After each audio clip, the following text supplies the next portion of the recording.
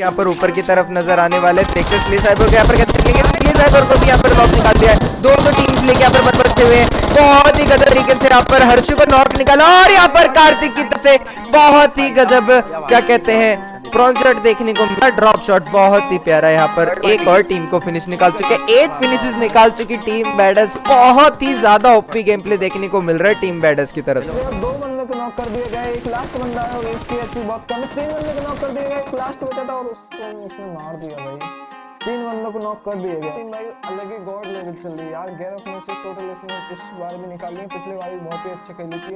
अभी के पहले ही 13 किलो हो चुके भाई। इनसे अच्छा कोई खेल ही नहीं सकता क्या?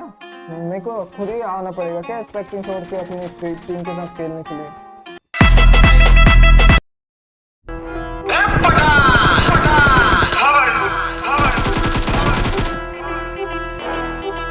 सिर्फ 10-12 लुखे को ठोक कर डाउन नहीं बनाओ। अपन ने जिन जिन को मारा है वो सब डाउन ही थे।